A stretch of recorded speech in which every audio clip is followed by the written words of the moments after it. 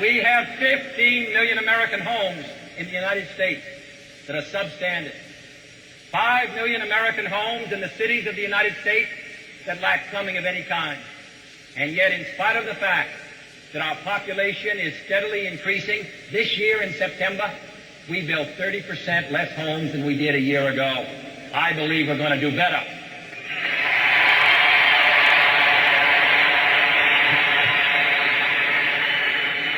We need legislation to help those Americans who live in those areas of chronic depression. The Congress twice, under the leadership of Senator Douglas, has tried to pass a bill to assist them, and twice this administration has vetoed it, and next year the President will sign it.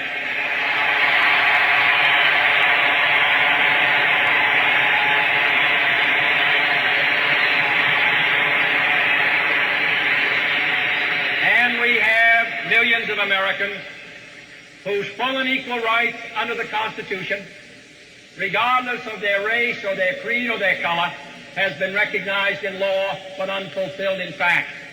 These are some of the items left over for the 1960s, and it is to this agenda that we shall devote ourselves in January 1961.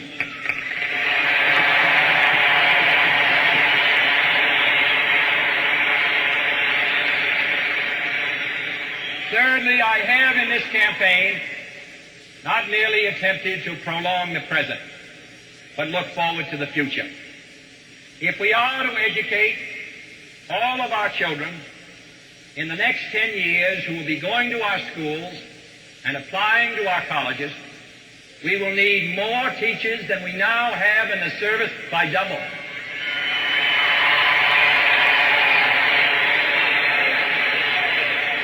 And we want to make sure that they're well compensated and well trained.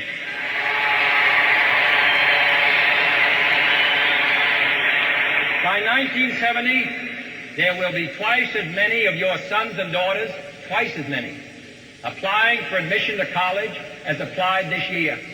And to make it possible for them to have the education that they deserve, we're going to have to build as many college dormitories and classrooms in the next 10 years as we've built in the last 200.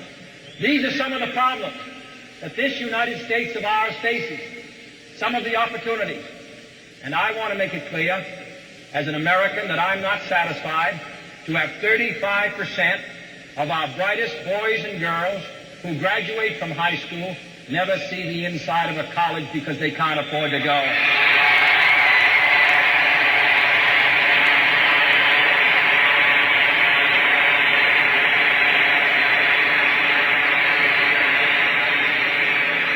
Years ago, we produced twice as many scientists and engineers as the Soviet Union. Last year, they produced twice as many as we do. And we lost the talent of 35% of our boys and girls. Of all the waste of our resources, there is the greatest, and it shall not continue.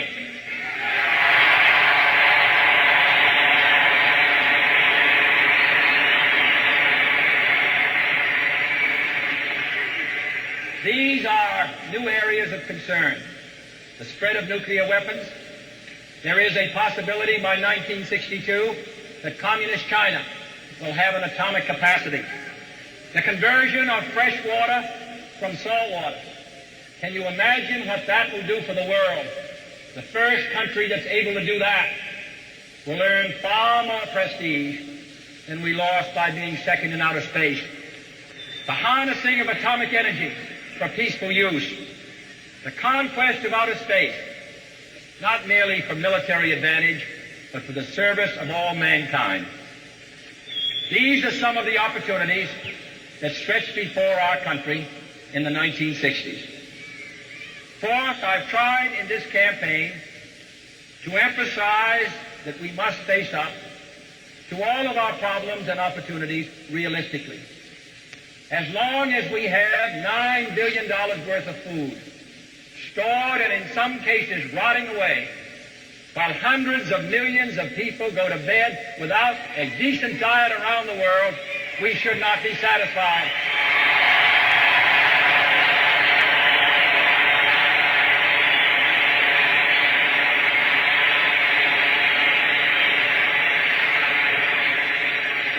We have to improve our distribution and through local farmer action, adjust supply and demand. The average wage for a dairy farmer, his average wage per hour in Wisconsin or Minnesota is about 55 cents an hour. A cotton grower in South Carolina who could make a living 20 years ago now lives a thin existence off his land because the policies followed by Mr. Benson and this administration have driven his income steadily down. And as a result, the Farm Implement Companies of Illinois have let off nearly 11,000 of their employees during the fall of 1960 in the state of Illinois. The catastrophic arms race, more costly than all of our budget put together, more costly than all of the other things which we pay for, cannot be eliminated merely by wishful thinking. But isn't it a somber fact that this administration has had less than 100 people working in the entire national government on the subject of disarmament, 1/5 as many as work for the United States Battle Monuments Commission, 1/5 as many as work for the United States Battle Monument Commission are working on disarmament in this administration. 100 people scattered throughout the entire national government. And we cannot avoid the menace of a communist base on Cuba, only 90 miles from our shores, merely by wishing it hadn't happened. Though I wish it hadn't. I wish this administration had been as alert to that as they now say they will be about other problems.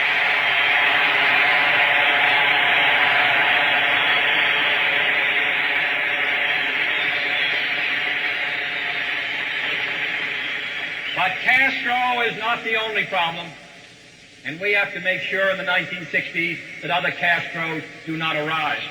For poverty and despair are equal evils in Latin America.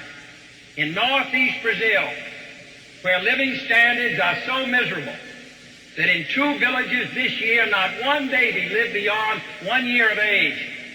What are the chances of freedom in that country under those conditions if we continue to ignore our neighbors to the south?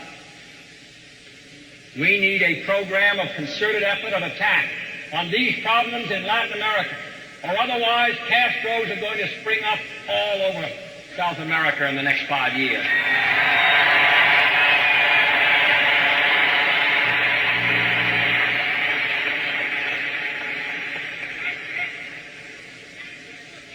We need an America that's growing. Freedom will be as secure around the world. Our foreign policy will be just as vigorous as we are here in the United States. If we are not moving forward, if we are not developing our economic growth, and that is the key to the future. This year we've dropped back rather than going ahead. That is the reason that we're using only 50% of the capacity of our steel mills, because we're not moving our economy forward.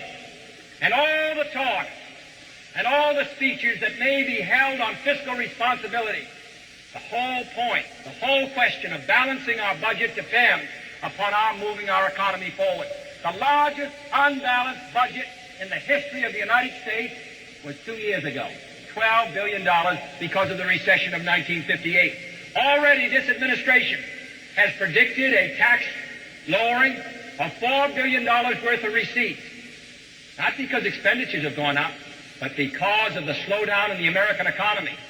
The key to the future of the United States, the key to our foreign policy, the key to our national defense, it depends on our maintaining full employment in the United States.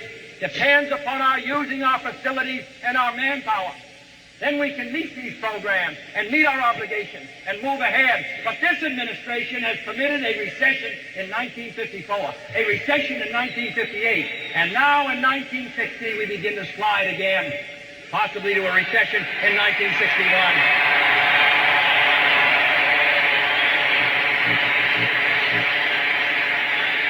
These are the issues in this campaign. A strong America, an America that is committed to peace. And I know something of war. An America that's committed to peace by firmness, by resolution, by perseverance, by holding out the hand of friendship to those who wish to be friends, and maintaining our position of comity with those other countries who desire to be free. By letting young Americans serve the cause of freedom as servants of peace around the world, working for freedom as the communists work for their system. I want to demonstrate to Mr. Khrushchev and others that a new generation of Americans has taken over in this country, men who are committed to the maintenance of freedom in the 1960s. And with your help, we shall do it.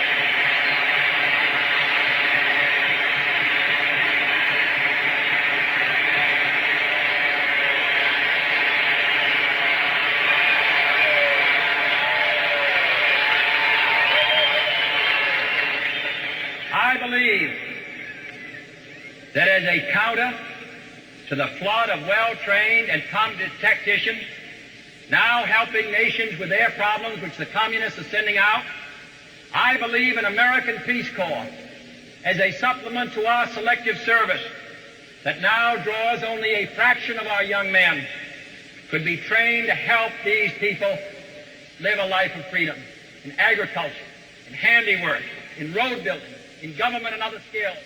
Because the time purchased has expired, this program is now being concluded. You have just heard Senator John F. Kennedy on behalf of his candidacy for the office of President of the United States. Time for this broadcast was purchased by the Democratic Party of Cook County, Illinois.